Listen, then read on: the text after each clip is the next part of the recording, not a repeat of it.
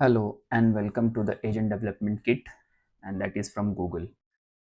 हम Google ADK use करेंगे यहाँ पे क्योंकि Google ADK फ्री है, टोटली फ्री है। आप इनके फ्री मॉडल्स हैं, ज़रूर इस पर लिमिटेशन है, रेट लिमिटर्स लगे हुए हैं बट फ्री है।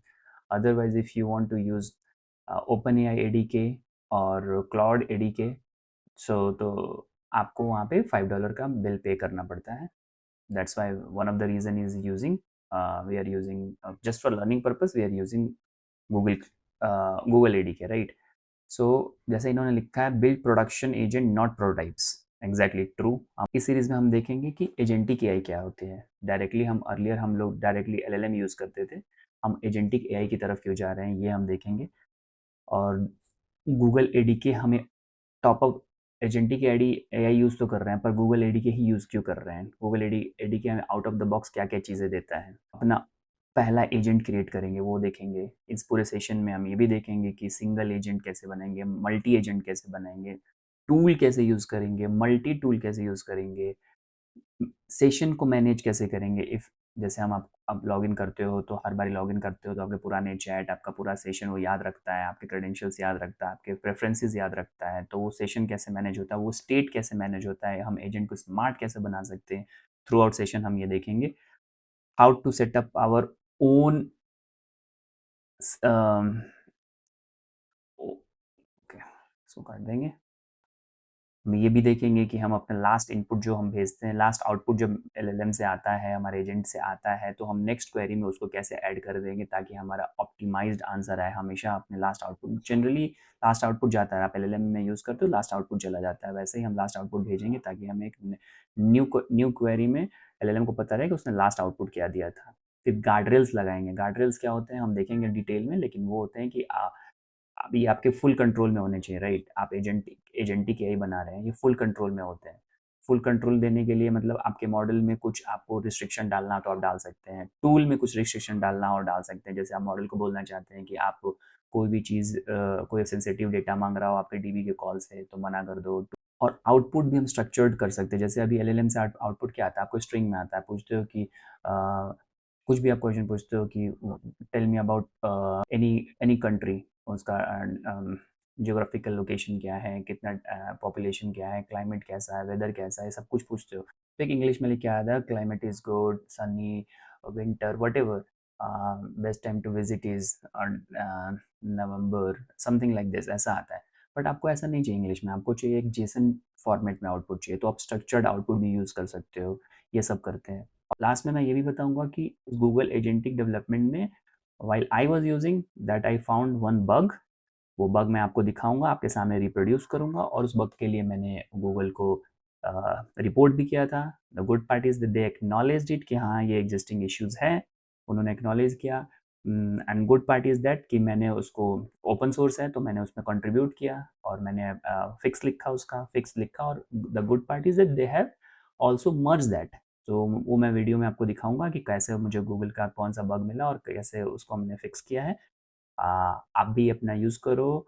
और ओपन ओपन सोर्स कंट्रीब्यूशन ऐसे ही दिए जाते हैं, ये नहीं कि मैं बैठ कहूँगा ओपन सोर्स कंट्रीब्यूशन के लिए कि कहीं बैठ के वेबसाइट में प्रॉब्लम ढूंढ रहा हूँ, रिपोर्ट कर रहा हूँ। नहीं, आप काम कर रहे हो, उनके चीज़ों को यूज़ कर रहे हो। If you found any issue तो आप कोलैबोरेट करो, उसी को कोलैबोरेशन कहते हैं। They will also happy, you will also feel happy, right? कि कोलैबोरेशन, इट्स अ कोलैबोरेशन। आपको इशू आया, आपने रेज़ किया, आपको फिक्स आता है तो फिक्स भी डाल दो, उनको एक्सेप्ट करना है करेंगे, नहीं करना नहीं करेंगे। तो हम ये देखेंगे आगे चल के, राइट? ये सब हो गया। और मैं आपको एक और बेसिक चीज़ बता दूँ कि ये कैसे काम करता है नॉर्मल एलएलएम और हम एजेंटिक एआई, डिफरेंस कैसे है। तो एक इंट्रोडक्शन वीडियो है तो मैं उसमें बता देता हूँ। नॉर्मल एलएलएम में क्या करता है, यूज़र एक एलएलएम को कॉल करता है, जैसे चैट जीपीटी होता है, उसमें हम लिखते हैं कि hi hi tell me about weather today और समथिंग। तो उसके बाद जो आज तक का ट्रेन डेटा रहता है उसके हिसाब से आपको आंसर दे देता है और एक ही बार में वो आंसर दे देता है जो उसको बेस्ट लगता है, राइट? तो ये है, और बहुत फास्ट होता है, सब कुछ सही रहता है। बट प्रॉब्लम इसमें ये है कि आपके पास कंट्रोल नहीं है। आप ये उससे वो नहीं पूछ सकते, जैसे एजेंटिक एआई मैं करूँगा तो आपसे काम का कुछ नहीं करवा सकते आप। ये आपको आंसर दे सकता है। आप क्वेश्चन पूछोगे, आपको आंसर दे, आपको एक्ट करना है, राइट? आपको एक्ट करना है। उससे पूछोगे कि चलो मुझे बताओ कि एक बग है या फिर बटन का कलर चेंज करना है। सिंपल में बोलो एक बटन का कलर चेंज करना है, तो आप एलएलएम को बोलोगे तो आपको बोल देगा हाँ, आप कलर चेंज करना है, तो जेनरिक आंसर दे देगा कौन सा कलर चाहते हो आप। ब्लू तो ब्लू का आपको कोड दे सकता है, आपको एचटीएमएल में जाके सीएसएस में जाके उसको अपडेट करना होगा, राइट। बट यही चीज़ एजेंट को बोलोगे कि मैं इस बटन का कलर चेंज करना चाहता हूँ, और वो आपने प्रोजेक्ट में इंटीग्रेट किया हुआ है अपने एजेंटिक एआई को, तो वो क्या करेगा, आपका एलएलएम से रिस्पॉन्स लेगा कि ओके ब्लू कलर यूजर ने मांगा है, ब्लू कलर का हेक्सा कोड लाएगा, सीएसएस में अपडेट भी करेगा। तो वो एक फ्लो हो जाता है कि एलएलएम इनकम्प्लीट इसलिए होता है कि ये आपको बस आंसर देते हैं, करेक्ट आंसर ये भी देता है, करेक्ट आंसर वो भी देता है, क्योंकि मॉडल दोनों में सेम एक ही एलएलएम, अगर मैं गूगल का एलएलएम यूज़ कर रहा हूँ या क्लाउड का यूज़ कर रहा हूँ या फिर ओपन एआई का यूज़ कर रहा हूँ, आंसर सबका जो होना है मॉडल वही देना है, पर वो आंसर देके ये रुक जाता है, no loop, no checks, no tools, कुछ है नहीं, आंसर बस दिया और ख़त्म। पर मुझे उससे काम भी करवाना है, यही रिक्वायरमेंट, यही फ्यूचर है कि आपको अपने प्रोजेक्ट में, या इसीलिए इस वेबसाइट में बोला था ना, build production agent not prototypes. ये प्रोटोटाइप्स नहीं है, आप उसको कुछ काम दोगे तो करके देगा, राइट। आपको उसको कुछ काम बोलना है, जैसे आप कलर, एक नॉर्मल एग्जांपल वही दे रहा हूँ बटन का, कि बटन आपको बनवाना है तो आप बटन के लिए बोल दो ब्लू कलर का बटन मेरे एप्लीकेशन में ऐड कर दो, तो वो ये नहीं कर सकता, इसके लिए आपको यहाँ जाना पड़ेगा। यूजर ने बोला है मेरे एक बटन बनाओ जिसका कलर ब्लू रखो, तो वो किसको बोले, एजेंट को बोल सकता है। मशीन एलएलएम को बोलूंगा तो उसके लिए आंसर देगा कि आप ऐसे ऐसे कर लो, आपको इंस्ट्रक्शन दे देगा, आपको करना है। पर एजेंट को आपने दिया तो एजेंट मशीन मॉडल से पूछेगा ओके मेरे पास ऐसा क्वेश्चन आया है, यूजर ने मुझे दिया है, एलएलएम से पूछेगा, एलएलएम बोलेगा ओके तुम हेक्सा कोड ब्लू का जो होता है वो ले लो और उसके सीएसएस में और एचटीएमएल में चेंज कर दो। तो वो बोलेगा ठीक है, इतना काम करना है तो उसके लिए मैं क्या करूँगा, तो हमने एक टूल डिफाइन किया रहता है, जो हर अभी आगे वाले वीडियोज़ में कुछ एक एक टूल, एक एक गार्ड रेल सबके बारे में पता चलेगा, कैसे कैसे करेंगे, मैं बेसिक बता रहा हूँ। तो वो टूल यूज़ करेगा, हम टूल में बोल देंगे क्या क्या एक्शंस मुझे स्टेप्स लेना है।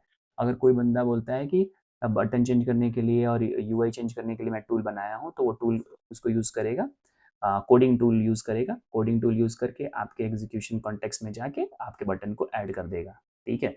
अगर आपको बटन चेंज करने के बाद आपको पीआर भी रेज करना है तो एक और टूल होगा, मल्टी टूल हो जाएगा। बटन का कलर डाल दिया, उसके बाद उसके कमिट करके पीआर रेज करने के लिए एक नया टूल बना दो। वो टूल क्या करेगा, आपके कोड के डिफरेंसेस निकालेगा और जो नए कोड चेंजेस हैं उसके लिए एक पीआर रेज करके ट्रिगर कर देगा, वो नया टूल काम करेगा।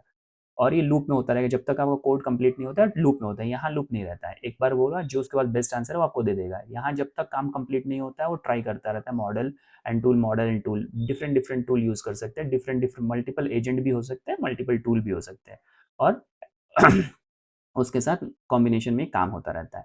और मैं आपको गार्डरेल के बारे में ओवरव्यू भी दे देता हूँ कि अगर आप किसी ने सेंसिटिव डेटा मांग लिया, कोई चेक आपको करना है कि नहीं ये डेटा नहीं देना है, ऐसा आंसर नहीं करना है, डेटाबेस से फ़ोन नंबर मांगता है एम्प्लॉय का, यूज़र है और बोलता है कि आप क्योंकि टूल को मान लो डीबी का एक्सेस है, एजेंट से बोल दिया कि मुझे ना एम्प्लॉय का फ़ोन नंबर दे दो, तो ओके मॉडल ने बोला ओके दे देते हैं, टूल बोलता है हाँ मेरे पास डीबी का एक्सेस है, मैं फ़ोन नंबर निकाल के तुम्हें दे देता हूँ, ठीक है, टूल का फ़ोन नंबर आ गया, यहाँ तक काम हो रहा है। और गार्डरेल के पास गया, गार्डरेल बोला कि नहीं नहीं हम नहीं दे सकते, या तो टूल पे चेक लगा है गार्डरेल का या मॉडल पे लगा है, किसी एक पे लगा है, बोला कि ठीक है तुम निकाल तो दिए पर हम देंगे नहीं, हम वहीं पे बोल देंगे पॉलिसी कि नहीं है हमारे पास, हम बंद करते हैं।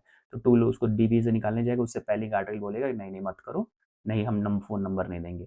अगर मॉडल पे गार्डरेल लगा है तो मॉडल ही पहले बोल देगा कि नहीं नहीं ऐसा हम काम नहीं करते, सॉरी हमारे लिमिटेशन है, हम ये काम नहीं करेंगे। वैसे ही ये सब चीज़ें मिल के एक एजेंटिक एआई बनता है।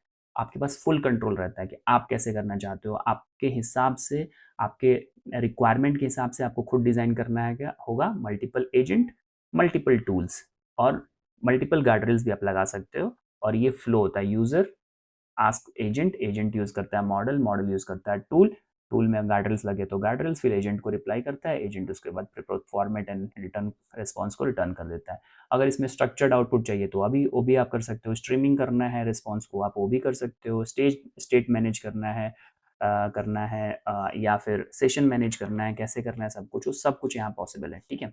तो हम नेक्स्ट सेशन में सेटअप करना सीखेंगे, उसके बाद स्टेप बाय स्टेप हम सब कुछ लर्न करेंगे। Okay, see you on next video.